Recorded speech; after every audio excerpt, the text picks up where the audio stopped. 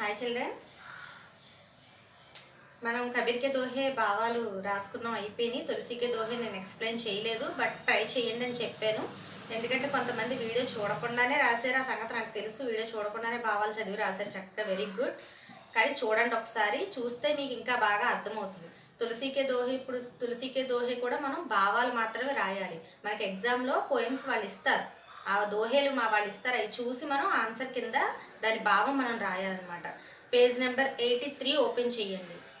Page number 83 guide తీసి page number 83 open చేయండి. తులసికే దోహే ఒక్కసారి ఎక్స్ప్లెనేషన్ వినండి, భావం వినండి. విని ఆల్రెడీ రాసిన వాళ్ళు ఉన్నారు, ఒకసారి చదవండి. రాయని వాళ్ళు వితౌట్ సింగ్ రాయండి, దోహే కాపీ చేసుకుని. ఏమ్మా చూడండి, ఫస్ట్ పోయిం చూడండి.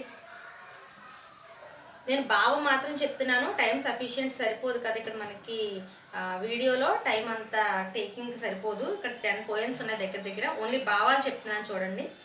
तुलसीदास जी कहते हैं कि समय आने से ही వ్యక్తి के गुण दोषों का पता चलता है. సమయం వచ్చినప్పుడు మాత్రమే ఒక వ్యక్తిలో వాళ్ళ క్వాలిటీస్ ఏంటన్నది బయటపడతాయి అన్నమాట. అది గుడ్ ఆర్ బ్యాడ్. ఓకే, జిస్ ప్రకార్ వృక్ష సమయ పాకర్ హీ ఫూల్తా హై. ఎలా అయితే ట్రీ ఆ టైం వచ్చినప్పుడే, సీజన్ వచ్చినప్పుడే ఫ్రూట్స్ ఇస్తుంది, సీజన్ వచ్చినప్పుడే ఫ్లవర్స్ వస్తాయి, అలాగే మనిషికి కూడా ఆ సమయం వచ్చినప్పుడే తనలో మంచి చెడు అనేది మనకు తెలుస్తుంది అని చెప్పారు అన్నమాట. సెకండ్ భావం చూడండి. Turn the page. गुरु ज्ञान को हृदय में पैदा करता है, जिससे मन के सारे मलिन विकार नष्ट हो जाता है. जिस प्रकार दीपक से मकान का अंधकार दूर होता है, उसी प्रकार मन के अंधकार को गुरु के द्वारा ही मिटा सकते हैं. మనసులో ఉన్నటువంటి అంధకారం అంటే ఏంటమ్మా? ఫస్ట్ ఆఫ్ ఆల్ డార్క్నెస్ కదా. ఎలా అయితే దీపం మనం ఇంట్లో వెలిగించినప్పుడు చీకటిని తొలగిస్తుందో, అలాగే గురువు మన మనసులో ఉన్నటువంటి చీకటిని, అంధకారాన్ని తొలగించి జ్ఞానంతో ప్రకాశించేలా చేస్తారు. ఇక్కడ గురువు యొక్క గొప్పతనం చెప్పబడింది. Now coming to the third one. Tulsidas ji कहते हैं कि यदि कोई शहद देते ही मर जाते हैं. शहद అంటే తేనె అమ్మ, తేనె. ఓకే, उसे मारने के लिए विष मत दो. परशुराम ने सारे संसार को जीत कर अंत में हार गए. పరశురాముడు అని తెలుసా మీకు? పరశురాముడు ఆయనకి చాలా కోపం ఎక్కువ. ఆయన మొత్తం అన్నీ విన్ అయ్యి అందరినీ సంహరించి అన్నీ చేసినా కూడా లాస్ట్లో ఓడిపోతారంట ఆయన. ఎందుకంటే ఆ కోపం వల్ల. पर रामचंद्र जी నమ్రతాపూర్వక उनसे हार कर भी जीत गए. కానీ రామచంద్రుడు అంటే మన శ్రీరామచంద్రుడు ఏం చేశారంటే నమ్రతాపూర్వక, చాలా ఒబీడియంట్గా ఉంటూనే ఆయన్ని ఓడించారనమాట. రామచంద్రుడి చేతిలోనే ఆయన ఓడారు. అర్థ హైకి నమ్రతాసే విజయ్ మిల్తీ హై. దీని మీనింగ్ ఏంటంటే, మెయిన్ థీమ్ ఏంటంటే నమ్రత అంటే ఆ ఒబీడియన్స్తోనే మనకి విన్ అనేది వస్తుంది, సక్సెస్ అనేది వస్తుంది. Okay, now coming to the fourth one. Tulsidas అనుభవ కర్కే కహతే హై కి దృష్టి ఆద్మీ. అక్కడ దృష్టి కాదమ్మా, అది దుష్టు. అరు మాత్ర కాదు, అది ఊ మాత్ర చేంజ్ చేసుకోండి. तुलसीदास अनुभव करके कहते हैं कि दुष्ट आदमी, అది దృష్టి కాదు, అరు మాత్ర కాదు, అది ఊ మాత్ర. ఫస్ట్ ఊ మాత్ర చేంజ్ చేసుకోండి. దుష్టు ఆద్మీ అంటే బ్యాడ్ పీపుల్, బ్యాడ్ మ్యాన్. పతంగకే సమాన హై. పతంగ అంటే ఏంటమ్మా? కైట్. కైట్ తో సమానం అంట. జో డీలా छोड़ने पर पृथ्वी पर गिरा पड़ता है. అక్కడ దారం తెగితే ఏమవుతుంది? మనకు వచ్చి కింద పడిపోతుంది. అలాగే और खींचने पर ऊपर आकाश में चढ़ जाता है. ఎగరేస్తే ఏమవుతుంది? ఆకాశంలోకి ఎగురుతుంది. ఉసి ప్రకార్ దుష్టు కా స్వభావ రాతా హై. అంటే వాళ్ళ ఆ దుష్టుడి యొక్క స్వభావం అలా ఉంటుందన్నమాట. అంటే అవకాశవాదులు అనమాట వాళ్ళు. ఎప్పుడు ఎలా ఉంటే అలా మనకి అందితే జుట్టు అందకపోతే కాళ్ళు అంటారు కదా, ఆ టైప్ అనమాట. అంటే వీళ్ళు చెడ్డవాళ్ళు కనుక వాళ్ళ ఒక దాని మీద ఉండరు, ఒక బేస్ మీద అనేది వాళ్ళు ఉండరనమాట. బ్యాడ్గా థింక్ చేస్తూ ఉంటారనమాట. ఓకే, ఎటు వీలైతే అటు అవుతూ ఉంటారు. Okay, next coming to the fifth भावार्थ. तुलसीदास कहते हैं कि कीर्ति भगवान का दिया हुआ वस्तु है. కీర్తి, కీర్తి అంటే ఏంటి? గొప్ప పేరు అనమాట, మంచి పేరు. అది భగవంతుడు ఇచ్చినటువంటి ఒక గొప్ప వస్తువు. ఓకే, కర్మ అనుసార హోతే హే. అది కర్మ అనుసారం, మనం చేసే పనులను బట్టి ఉంటుంది. కర్మ అంటే మనం చేసే వర్క్ బట్టి ఉంటుంది. జో దూసరేకి కీర్తి నష్టకర్ అప్రి బడాయి చాతే హై. అంటే ఎవరైతే ఎదుటి వాళ్ళ పేరును చెడగొట్టి మనం మంచోళ్ళు అనిపించుకుందాం అని అనుకుంటారు, ఉన్కే ముహ్ పర్ ఏసీ కాలిక్ లగేగి కి కిత్నా ధోనే పర్ బి వహ కాలిక్ బి నహీ మిటేంగే. అంటే ఏంటి? ఇక్కడ మనకి కలంక్, కాలిక్ అంటే ఏంటంటే కలంక్ అనమాట, మసి. అంటే ఏంటంటే ఎంత ఉతికినా మనకు అంటిన మరక ఎలాగైతే పోదో, ఇటువంటి చెడ్డ వాళ్ళకి ఎన్ని అలాంటి పనులు చేసినా కూడా కీర్తి అనేది రాదు అని చెప్తున్నారనమాట. Okay, now coming to the sixth one भावार्थ। तुलसीदास जी कहते हैं कि बड़े आदमियों के झगड़े के बीच में कभी जाना नहीं चाहिए। బడే ఆద్మీయం అంటే గొప్ప గొప్ప వాళ్ళు కొట్టుకుంటూ ఉంటారు మన రాజకీయ నాయకులు ఎటువంటి వాళ్ళు అనమాట. అలాంటి పెద్ద గొప్ప వాళ్ళు కొట్టుకున్నారనుకోండి, ఇద్దరు గొడవ పడుతున్నారనుకోండి, మన మధ్యలో వెళ్ళకూడదంట.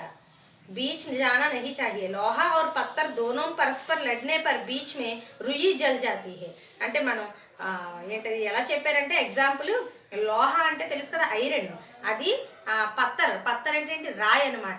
ఈ రెండు తగులుకున్నాయి అనుకోండి మధ్యలో, ఈ రుయి అంటే ఏంటి కాటన్, ఈ కాటన్ వెళ్తే ఏమవుతుంది జల్ జాతి కాలిపోతుంది. అలాగా ఇద్దరు దృఢంగా ఉన్నవాళ్ళు గొప్పవాళ్ళు కొట్టుకున్నప్పుడు మధ్యలో మనం వెళ్ళామనుకోండి మన పని అయిపోతుంది అనమాట. అది ఇక్కడ భావార్థం. ఓకేనా. Now coming to the seventh one, turn the page. भावार्थ చూడండి. कुछ लोग किसी विषय को ना जानते हुए भी दूसरों पर भला बुरा कह देते हैं। उन व्यक्तियों को मूर्ख समझकर हृदय में हर्ष और विषाद उनके बारे में मत विचारो।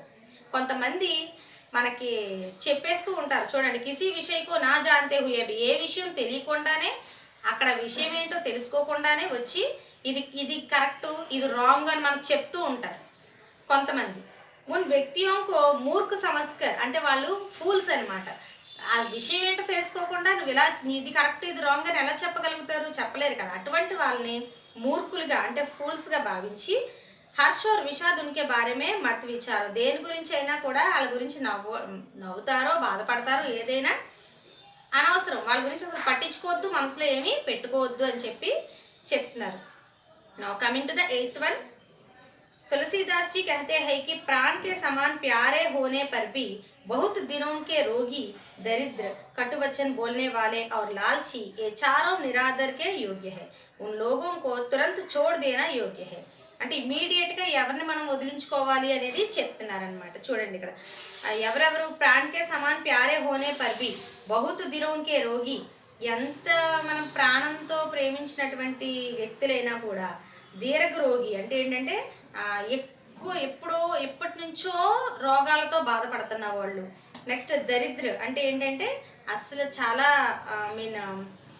దరిద్ర అంటే ఎలా చెప్పాలంటే బాగా పూర్ అని చెప్పచ్చు. నెక్స్ట్ వచ్చి వాళ్ళ పూరే కాదు వాళ్ళ గుణంలో కూడా పూర్ అంటే ఏంటి మంచి గుణం కాని వాళ్ళు అనమాట. కటువచన్ బోల్నే వాళ్ళే అంటే ఎప్పుడు కూడా అంటే ఎదుటి వాళ్ళు హట్ అయ్యేలా మాట్లాడే వాళ్ళు ఎవరైతే ఉంటారో వాళ్ళకి. ఆర్ లాల్చి అంటే ఏంటంటే లాల్చి అంటే మీకు ఆల్రెడీ బాగా తెలుసు కదా, ఎవరు స్వార్థపరులు అనమాట. అలాంటి వాళ్ళకి నిరాధార యోగి అంటే వాళ్ళని మనం అస్సలు వాళ్ళతో ఉండకూడదు, ఎంత దూరంగా ఉంటే అంత మంచిది అని చెప్తున్నారు. లోగం తురంత చోడుదేనా యోగి, వాళ్ళని వదిలేయడమే ఎంతో మంచిది అని చెప్తున్నారు. నెక్స్ట్ చూడండి నైన్త్, सूर्य भगवान इस धरती से कब पानी खींचता है इसे कोई नहीं देखता, किंतु जब वही जल पुनः पृथ्वी पर बरसता है तब सब लोग प्रसन्न होते हैं. ఎప్పుడైతే ఇక్కడ ఆవిరి ఇక్కడ వాటర్ పైకి వెళ్తుందో ఆయన లాక్కుంటున్నాడో అది ఎవరికీ కనిపించదు కదా. పైనుంచి అది వర్షం రూపంలో ఎప్పుడైతే కిందకు వస్తుందో అది అందరికీ కనిపిస్తుంది. तुलसीदास जी कहते हैं कि राजा भी प्रजा का भाग्यवश सूर्य के समान होता है.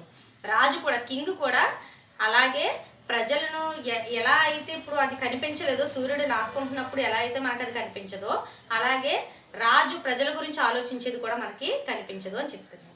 నెక్స్ట్ 10th వన్ చూడండి. तुलसीदास जी कहते हैं कि सज्जन का संग होने पर भी नीच मनुष्य अपनी नीचता नहीं छोड़ता. అంటే ఏంటి మంచి వాళ్ళతో కలిసి ఉన్నప్పటికీ కూడా ఆడు చెడ్డవాడైతే గనక వాడి గుణాన్ని వాడు వదిలిపెట్టడు. चंदन के वृक्षों में निवास करने भी सांप विश्रहित नहीं होता. అంటే చందన్ అంటే ఏంటమ్మా గంధపు చెక్కలు అనమాట. ఆ గంధపు చెక్కలు ఉన్నటువంటి ఆ ట్రీ మీద సాంప్ అంటే పాము ఉన్నప్పటికీ కూడా పాము తన విషాన్ని చెమ్మకుండా ఉండదు. అది విషం లేని పాము అయి ఉండదు, విషం ఖచ్చితంగా అందులో ఉంటుంది. అలాగా మంచి వాళ్ళతో కలిసి ఉన్న చెడ్డవాడు ఎప్పుడు కూడా మంచివాడుగా మారిపోడు. ఆ చెడ్డవాడు తన బ్యాడ్ అనే దాన్ని ఎప్పటికైనా వదలడు. సో మనమే వాళ్ళకి ఎవరో తెలుసుకొని దూరంగా ఉండాలి. అర్థమైంది కదా. ఇవి భావాలమ్మ. మీకు పోయమ్స్ ఇస్తారు, భావాలు మీరు రాయాలి. పోయం చూసి ఆ భావం ఏంటో కనిపెట్టగలగాలి కనుక పోయం కూడా మీరు రీడ్ చెయ్యాలి. మీరు చెయ్యగలరని నేను ఇందులో రీడ్ చేయలేదు పోయము. ఓకేనమ్మా. టైం సఫిషియెంట్ కాదు కనుక. సో ఈ భావాలు కూడా కంప్లీట్ చేసుకోండి.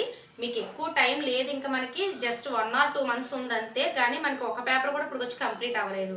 అది దృష్టిలో పెట్టుకొని ఏ రోజు వరకు ఆ రోజు చేసుకుంటూ, ఇంక్లూడింగ్ విత్ దట్ ఈ రోజు నేను చెప్పిన లెసన్ మీ భావాలు రాస్తూ ఆల్రెడీ అయిపోయిన ఫస్ట్ లెసన్ దగ్గర నుంచి రివిజన్ రాయాలి. వేరే ఇంకొక బుక్ తీసుకొని రివిజన్ అని పెట్టి ఇప్పుడు అయిపోయిన వాటిని, అంటే ఇప్పుడు నేను ఇచ్చే వర్క్ ఈ రోజు వరకు చేసుకుంటూ, మీకు ఎలాగో స్కూల్ వర్క్స్ లేవు గనక ఆ రోజు ఏం చేస్తారంటే ఓల్డ్ లెసన్ నుంచి ఫస్ట్ లెసన్ తీసుకొని అది రివిజన్ వితౌట్ సింగ్ చదివి రాయండి. ఏది రాసినా చదివి వితౌట్ సింగే రాయండి. అది మీకు హెల్ప్ అవుతుంది ఎగ్జామ్లో. ఓకేనా? బాయ్ నాన్న.